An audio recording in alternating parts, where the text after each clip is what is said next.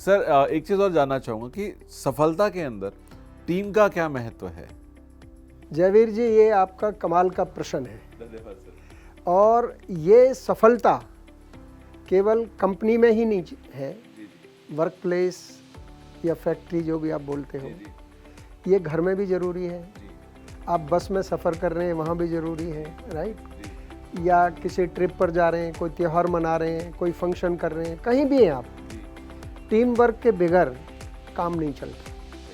लेकिन सबसे ज़्यादा कंट्रोवर्सी इस टीम वर्क में ही होती है। बिल्कुल सही है। वो अक्सर बोलते हैं कि मेरी कोई सुनता नहीं है, मैं अच्छी टीम कैसे बनाऊं? उसका कारण है। अब हम आज कारण की बात करेंगे और इसके सॉल्यूशन की बात करेंगे कि 800 करोड़ लोग संसार में हैं, सबका फेस अलग है, सबका थंब इम्प्रेशन अलग है, सबका आइरिस अलग है। जैसे आप एयरपोर्ट में देखते हैं ना आजकल, आँख देखने से ही आपके कंप्यूटर पर पासपोर्ट ये वो सब सेट होकर एंट्री हो जाती है, राइट? और उसके सोचने का तरीका अलग है, उसकी क्रिएटिविटी, उसकी लाइकिंग, उसकी डिसलाइकिंग अलग है। अब टीम वर्क कैसे बनाएं, ये समस्या है। Right person at right place. तो जीवा ने इस पर काम किया, क्योंकि यदि हम बच्चों को ही टीम वर्क बनाने का पूरा प्रोसेस समझा दें और उनको बता दें कि टीम वर्क कितना इम्पोर्टेंट है जीवन में, तो आगे आने वाले समय में उनको या समाज को कोई समस्या का सामना नहीं करना पड़ेगा। तो हम 4 काम करते हैं इसमें, जिसको कहते हैं सेल्फ अवेयर, कि बच्चा अपने बारे में कैसे अवेयर हो, बच्चा हो या बड़ा हो, कि मेरी बॉडी कॉन्स्टिट्यूशन क्या है, क्योंकि मैं एक डिफरेंट यूनिक पर्सन हूँ, मैं यूनिक हूँ और मेरे अंदर भगवान ने कोई स्पेशल दक्षता, निपुणता, स्किल दी है। नंबर 3, मेरी यूनिक टेंडेंसी है, एबिलिटी, स्किल और टेंडेंसी, राइट? वो हर बच्चे की, हर बड़े व्यक्ति की यूनिक है। तो वात पित्त कफ में अगर मेरी पित्त प्रकृति है, तो पित्त वाले डिटरमिन्ड लोग होते हैं, जो सोच लिया वो करके हटेंगे, राइट? तो उसकी टीम में अगर कफ वाला आ जाए, यार योगा कल से शुरू करेंगे, चलो आज होमवर्क नहीं हुआ, मैडम से बोल देंगे शादी में गए थे, राइट? कफ प्रकृति है, ये नहीं है कि ये अच्छा है ये खराब है, तो उसका वहाँ टीम वर्क उससे नहीं बनेगा। वात वाले चलायवान होते हैं, राइट? लेकिन यदि हम ये समझ जाएं टीम में कि इसकी ये प्रकृति है और इसकी ये स्ट्रेंथ है और इसकी ये वीकनेस है, तो मैं उस व्यक्ति को या उस बच्चे को वो वाला काम दूं जो उसकी नेचर के अनुसार है, जो उसकी प्रकृति के अनुसार है। दूसरा है रजोगुण, तमोगुण, सतोगुण, राइट? सात्विक पर्सन सात्विक काम करेगा, वो तमोगुण वाले के साथ नहीं चलेगा, राइट? जैसे मैं आपको एक उदाहरण देता हूँ, प्रैक्टिकल एग्जाम्पल, कि एक व्यक्ति डिटरमिन्ड है तो वो पुशी होगा, पूरी टीम को पुश करेगा, ये नहीं किया, ये नहीं किया, वो नहीं किया। तो अगर वो पुशी है और उसमें पेशेंस आ जाए, अगर पेशेंस नहीं है तो टीम जो है उसके फच्चे उड़ा देगी, उसको फेल करके सोचेगी टीम जो है उसको, या खुद भाग जाएंगे छोड़ के, फेलियर है वो भी। दूसरा जो है, जो डिटरमिन्ड पर्सन है, वो जो स्लो वर्किंग लेजी पर्सन है, जिसमें लेजीनेस है, उससे वो हेट करेगा, तो वो उसको हेट ना करके वहाँ अकोमोडेट करे और पुशी की जगह उसमें कुछ पेशेंस हो। तो इसको कहते हैं balancing in life. How to balance with the team, right? How to understand the team, how to understand the work.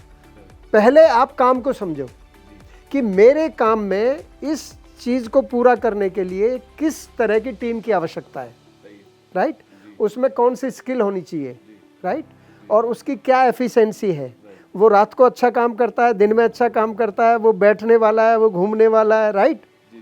तो यदि आप ये समझ जाएं कि मेरी टीम के अंदर इस स्किल की, इस टेंडेंसी की और इस एबिलिटी के पर्सन की आवश्यकता है,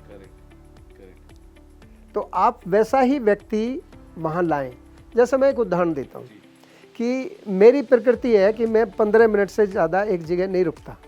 तो मैं अमेरिका नौकरी करने गया, तो मैंने कहा यार मुझे नौकरी ऐसी चाहिए मैं सब जगह जाता रहूँ।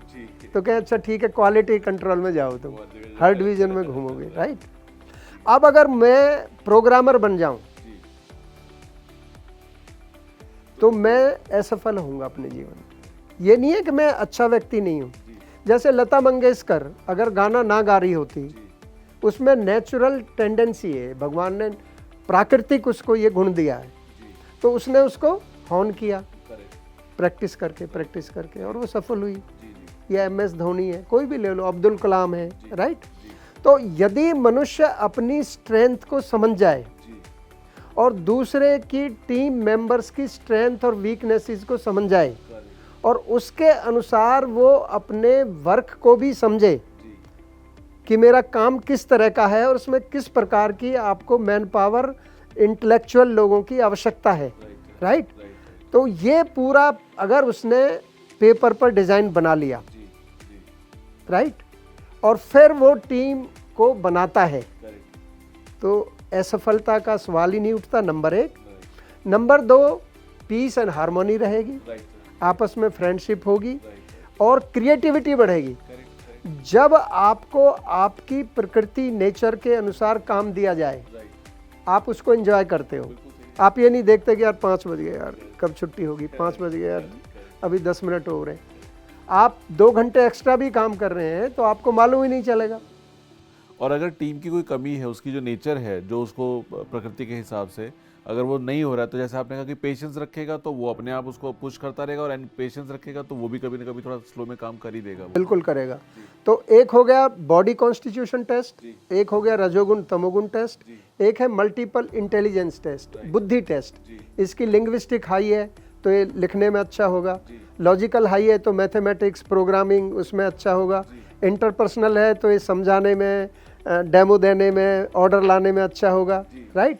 तो विजुअल है तो ये डिज़ाइन में अच्छा होगा। तो अगर उसकी स्ट्रेंथ के अनुसार उसको वो काम दिया जाए। फिर एक हमने टेस्ट बनाया है अपने स्कूल में, मल्टीपल नेचर टेस्ट। उसकी प्रकृति क्या है, वो एडवेंचरस नेचर है, एजुकेटिव नेचर है, एडमिनिस्ट्रेटिव नेचर है, हीलिंग नेचर है, प्रोटेक्टिव नेचर है, प्रोवाइडिंग नेचर है। तो हमारे शास्त्रों के अनुसार 9 प्रकार की प्रकृति होती है, 8 प्रकार की इंटेलिजेंस होती हैं, 3 गुण होते हैं, रजोगुण तमोगुण सतोगुण, और 3 बॉडी कॉन्स्टिट्यूशन होती हैं। यदि हम इन सब को स्टडी करके बच्चे को उसका प्रोफेशन बताते हैं, फिर कि आपका फर्स्ट प्रेफरेंस ये है, सेकंड ये है, 9th में आप ये सब्जेक्ट लोगे, 11th में आप ये सब्जेक्ट लोगे, आप इस कॉलेज में जाओगे, ये कॉलेज आपकी ट्रेड के बेस्ट है, इतनी आपको फीस देनी होगी, आपको लोन, पिताजी को लोन लेना होगा अगर आपके पास इतने पैसे नहीं है। तो यहाँ तक भी बच्चे का करियर पाथ हम बनाते हैं स्कूल में, और वो बच्चे अपने जीवन में, चाहे वो शेफ हो, राइट, चाहे वो प्रोग्रामर हो, पोस्ट की कोई बात नहीं है, पर वो सफल होगा, राइट। काम चाहे छोटा हो या बड़ा हो, वो सफल होगा, सुखी होगा, खुश रहेगा, हेल्दी रहेगा और परिवार से मिलके रहेगा। राइट, बहुत ही बढ़िया सर, बहुत ही बढ़िया।